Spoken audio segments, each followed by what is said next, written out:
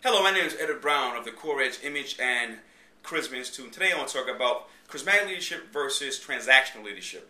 Many times when I talk about the different leadership models, it's not to always pit one against the other. It's really to show that under one doctrine, you can actually just pull out the essential aspect of that doctrine and apply it to a more predominant leadership model.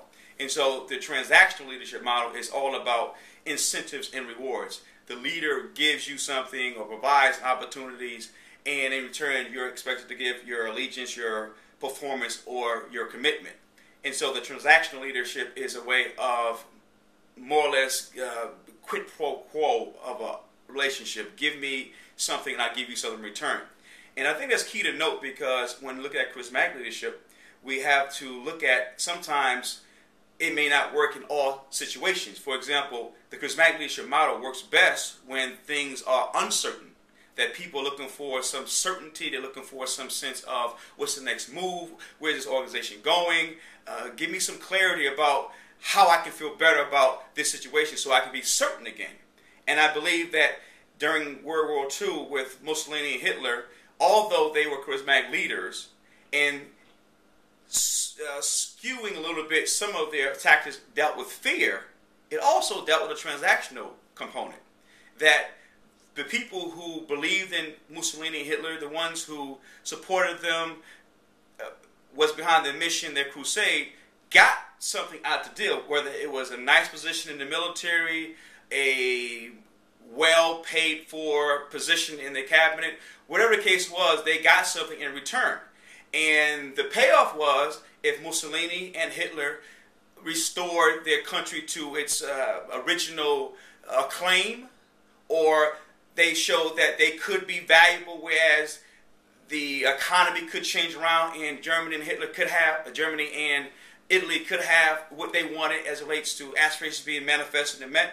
All these things came to, you do for me, I'll give you this, and you give me this in return. And I think it's key to note, because if you always see a leadership model as one way or the other, or one way only, then you can't appreciate the other models as relates to what they do. Now, here's the problem I have. The problem I have is that when you have a leadership model based on a characteristic or the core objective of an organization, and that's the whole model is built on that one objective, I have a problem with it, because a model should have malleability, changeability, the ability to move at a dime and be more agile based on the need of the necessity of the situation. When you say do it this way and the only way to do it, that's problematic. I think you should always have some kind of hybrid, some kind of opportunity to bring other notions and other concepts to the fold so you can be effective. I believe that transactional leadership is always good, because people aren't always motivated by inspiration.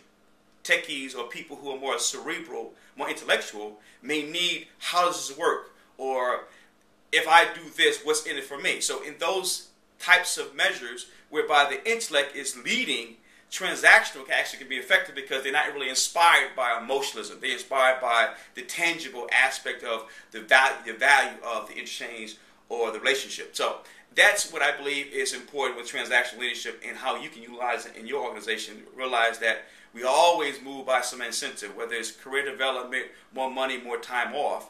And if I give you more time off, more money, and career development, then I expect certain performances. If we agree that's how you operate, then we're operating from a transaction perspective. And that's only, in my opinion, a component of a leadership model. Because charismatic leadership model can have that intact, but it doesn't have to be another transactional leadership model altogether to trump or isolate itself from the big picture of effective leadership. Charismatic leadership is an effective thing for those who are looking for building organization or their professional wherewithal with personality, audacity, and sheer determination. If you want more on how to be more charismatic, persuasive, and influential, there's a link below that you can tap into a website, sign up, and you get free updates on how to be more charismatic, influential, and persuasive.